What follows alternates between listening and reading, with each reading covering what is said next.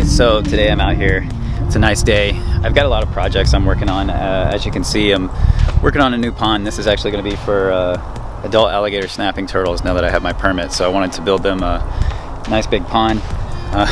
Kind of the downside has been we've had like non-stop rain for like the past, I don't know, 2 or 3 weeks. Basically, as soon as I started this, it started raining ruthlessly. So as of right now, I'm actually out here and I got my little buddy, the sulcata, out here with me. And I'm gonna answer some of your questions that you guys asked. I went on Instagram and I asked you guys to ask me some questions, and I'm gonna give you some answers. So let's get into that. All right, so Excessive asked, I have a baby sulcata with a soft shell. When I got it, I assume low calcium. Any way to help? Well, that's kind of a difficult question because all turtles and tortoises start off with a soft shell when they're babies, and that's when they're actually their most vulnerable. So it's hard to say without seeing your tortoise in person whether it actually has a soft shell from a food or vitamin deficiency, or if it is in fact just a young tortoise. Hatchling water turtles and tortoises, you can feel them. They're soft, they give. And then one of the other issues you run into, especially with larger turtles and tortoises, especially with tortoises like sulcatas, man, when they have those massive clutch sizes, it seems that the larger the clutch size, the less evenly the good genetics are distributed throughout the clutch. You'll have babies that just do great and grow super fast and really can just take on a large amount of food and flip it right back over into a good amount of growth. And that there are some that no matter how much they eat or what they do, they just grow at a slower pace. And then there are some that just, for whatever reason, it's like they're just destined to never make it. Hopefully that's not the case with your tortoise. One of the things I would recommend is if you feel like the shell is soft and you don't have somebody that you can kind of bring it to, it never hurts with baby tortoises to increase your amount of calcium. You can get some calcium dust from Petco, PetSmart, any pet store. It's usually, I think the brand is Repcal. I think they offer those calcium dusts, and you can sprinkle it within their food. You can also, I would also recommend trying to get them on some Missouri as soon as you can. Mix in the Missouri with the greens. Do greens and vegetables, and variety is key. Chopped pieces of cactus is always a hit. So give your tortoise a big variety of food. Make sure it's well hydrated. A hydrated tortoise is always going to be healthier than a dehydrated tortoise. A lot of people are kind of under this assumption that they don't need a lot of water, and in my opinion, I think babies need water more than they do at any other point in their life. So I would recommend daily soaks. Even walk up with a spray bottle, hit them with a little mist. They do really well with that. Sorry, I'm watching. It's like walking around with a huge piece of grass in his mouth. So yeah, so I would recommend make sure your tortoise is hydrated, and then if you have the ability, I know right now is the winter time, and it's probably, unless you're in South Florida or where I'm at, unless you get nice days, it's hard to put them outside. But as soon as you get a chance to start giving them some time outside, build a small pen, make a nice screen top for it, and get them as much outside time as you can, because that vitamin D from the sunlight is really the best thing. It's the best thing for any turtle, any tortoise, really any reptile.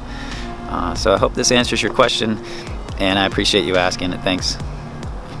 All right, so this next question comes from a buddy of mine, That Turtle Guy. Give him a follow on Instagram. He covers a lot of turtle stuff. Really interesting guy. His question is personal breeders versus PetSmart. And well, I don't know, man. PetSmart is like easily accessible and everywhere. I think a lot of people, if you were to ask, a lot of people would say maybe their first turtle came from Petco or PetSmart, one of these larger stores. And there's nothing wrong with that. Though if you were to ask me, I would definitely prefer that people get their turtles and tortoises either through adoption. Like most states have some kind of turtle and tortoise society or like a reptile group or something, and you can easily adopt. There's a lot of red-eared sliders and yellow-bellied sliders and different turtles that people got and maybe don't have a home for anymore. I would always recommend going through adoption first if you have the chance. It's just a better way to go. And you might be getting your turtle for free anyway, which is going to give you money to spend on the setup. for me personally, you know, when I go into a Petco or PetSmart, it's for crap that I'd, you know, only if I need it, whether it's light bulbs or tank stuff, or every now and then I'll go grab like a bag of Missouri or something like that. But for the most part, you know, all the big box stores, they're not really catering to what I need, and I just don't really have a need for them. I think the best place for me personally, when I go to get like a turtle or tortoise, I'm either gonna hold out for a show and, you know, try and meet up with somebody that I know. I almost dropped my camera. I'm gonna wait for a show and go look for somebody that I know is a breeder and that I can talk to and kind of look at the babies in person. I don't know, I don't really buy a lot of turtles and tortoises anymore, so this is a difficult question for me to answer, but I hope that was a decent answer. Kind of just pulled it out of my butt. All right, so one more thing I'll add to the question of PetSmart versus private breeders is, you know, the main thing I would suggest, regardless of where you get your turtles, is trying to go captive bred whenever you can. I mean, I know it's not easy. Captive bred isn't always available, but when it is, it's got to be your first choice. You're just going to get a healthier, happier turtle. PetSmart, they do get a lot of, for example, like I've got a Russian tortoise right here, and Russian tortoises are, these guys are typically imports, wild caught and brought to the US in large shipments, and places like Petco and PetSmart end up with a lot of these. Doesn't mean they're not good tortoises, but it does kind of mean that, you know, you're not getting the best overall health guarantee with these guys right off the bat. So I try to keep mine as separate as I can from everything else, and they kind of have their own little environment. This guy's like kind of a little mud ball, man. Look at that. Little dirty guy. But yeah, so whenever you can go captive bred, I always recommend that. And there's a lot of guys that are, you know, captive breeding a lot of really good stuff. You can go to the Daytona Expo and different reptile shows and find a lot of captive bred turtles and tortoises.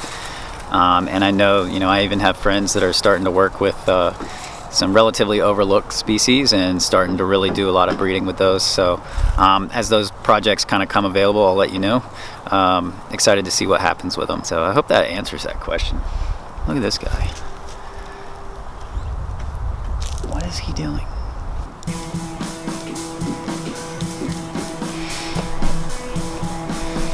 All right, so this next question is from, you're gonna have to forgive me on this one, Leo Liam says, best pellet for a snapping turtle's diet. And for me personally, I don't really feed my snapping turtles pellets.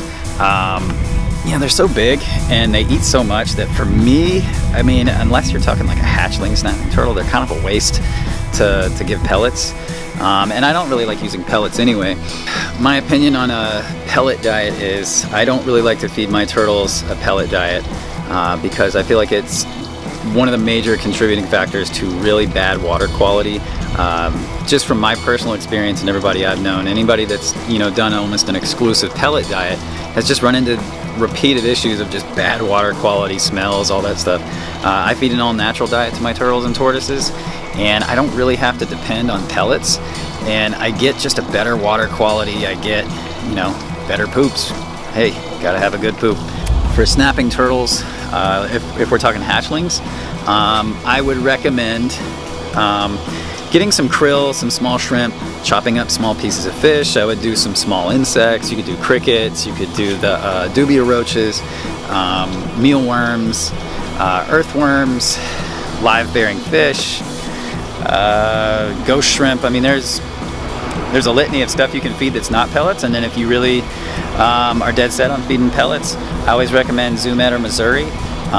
They seem to be the best pellet. They don't really foul the water as much. I stay away from Reptomin. That stuff is crap. I wouldn't give that to anything. And that's kind of it, man. So that's just my opinion. You don't have to go with what I say, but if you're asking me, I'm telling you. So thanks for your question.